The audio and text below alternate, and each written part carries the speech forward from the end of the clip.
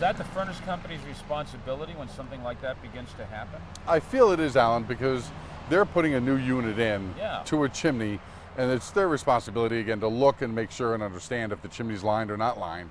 If it's not lined, they know what's going to end up happening.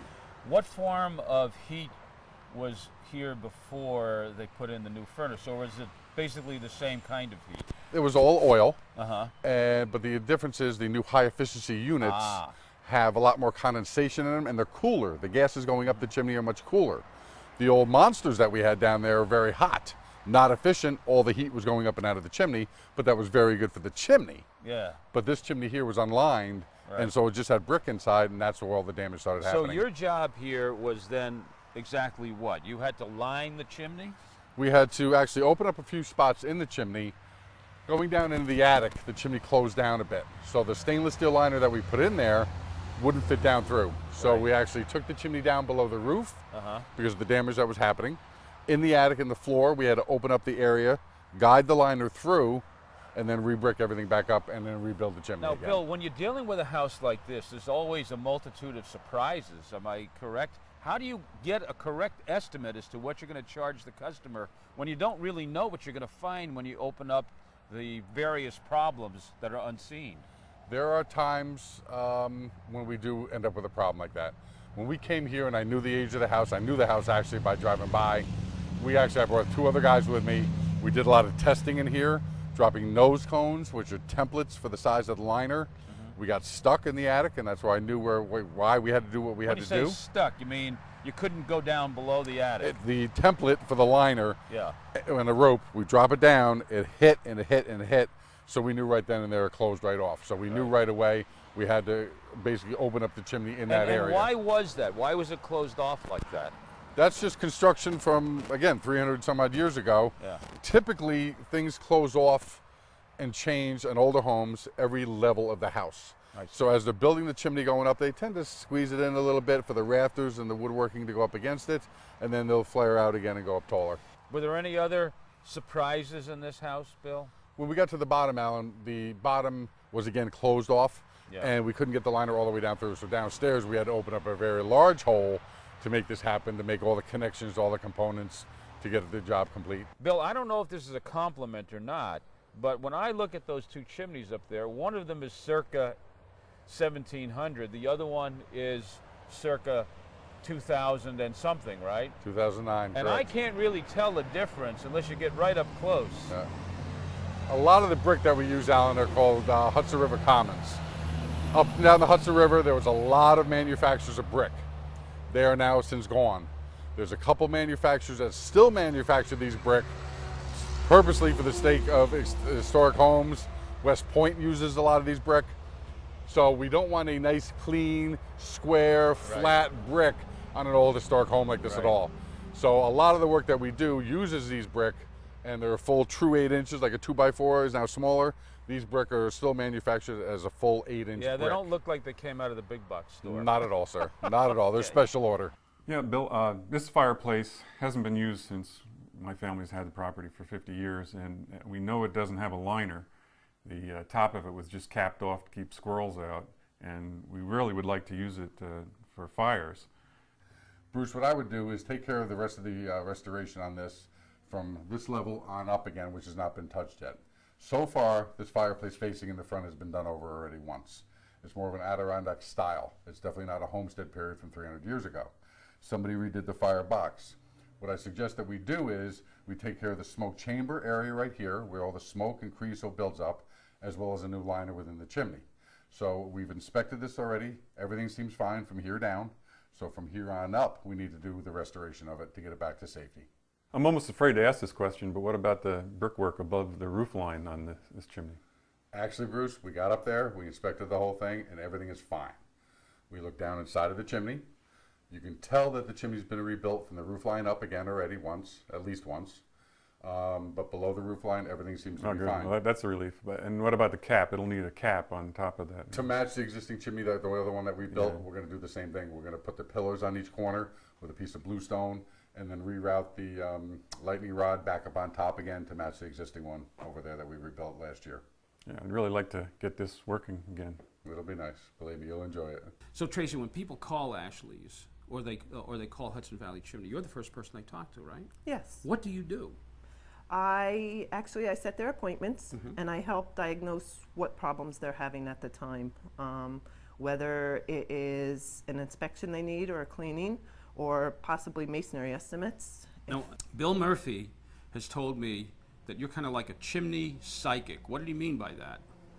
Well, the customer tells me what their symptoms are, and then I kind of diagnose their problem, and then I can give them an idea of what the cost would be. Over the telephone? Oh, yes. Okay. The telephone number is 845-471-1071, and ask for Tracy.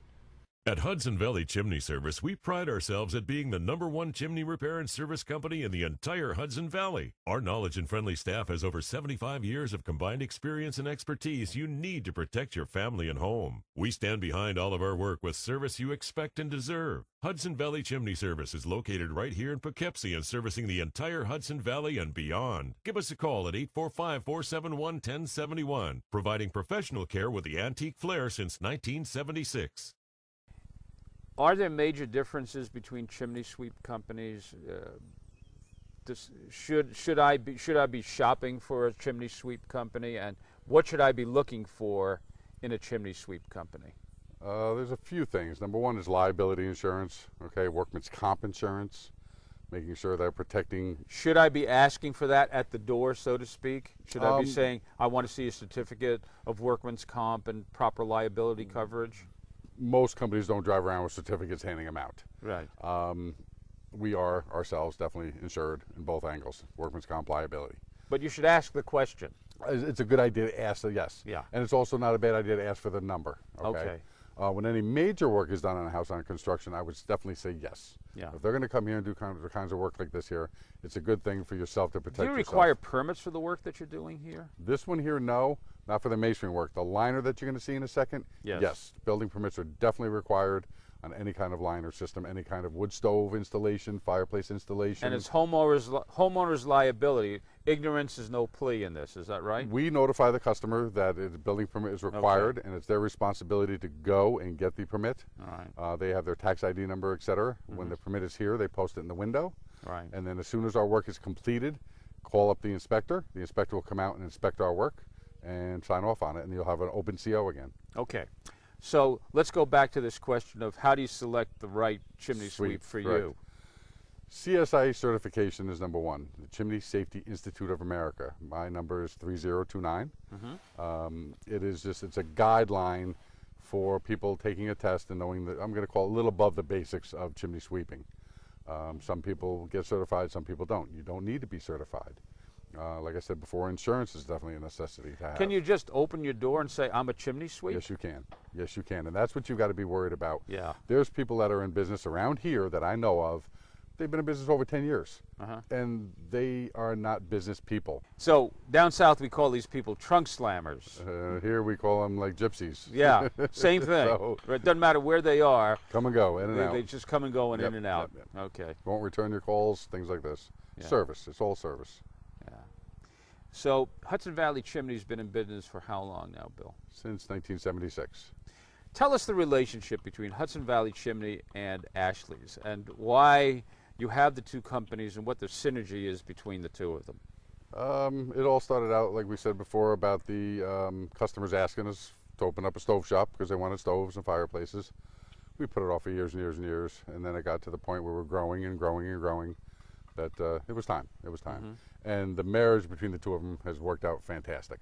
In what way is the customer serviced by the marriage between the two of them? If we come here for a sweep and we find out, let's say their fireplace is damaged in some way, and the cost of that is going to be just too much for them. Yeah. They have an option now of getting a stove, whether it be wood, gas, or pellet, but there's now another option for them that we can provide service-wise. It's kind of like the appliance company, the appliance repair company that sells appliances as well. Servicing. Same concept. Correct. Same concept. I mean, there's times also, Alan, where we'll come and install a fireplace or a stove here, and we'll see the chimney. And we'll say, listen, you need some masonry work on top. We'll take pictures and show it to you if you can't see it. We'll find other issues that may be the flashing. They'll complain or have an issue with the water coming in somewhere. So we'll instantly say, okay, whether the guy is cross-trained or not. If he's not, then we'll send out the other company to inspect it and see what's going on. Bill, before we talk to Eddie, who's busy working on that chimney, and before he gets it all bricked up, so I want to be able to see inside there. What he did. Is there anything that you want to tell us, me and the viewers, about chimney sweeping in general, or have we covered the range, so to speak? Most of it, I'm going to say, has been covered. Okay. Whether it's us or another company, find out who they are, reputable. Don't go with cheap. Cheap is expensive. Yes. If you're paying twice for it. You're getting a false sense of security, and that's the biggest problems we see with companies out there that they're doing the wrong thing by the customer. Okay. What are we going to find out from Eddie about this? What's he going to tell us? He'll tell us. We got a call from the homeowner with an issue that they had, which was a little bit of backing up. The oil company came, and they determined it was the chimney not venting out properly.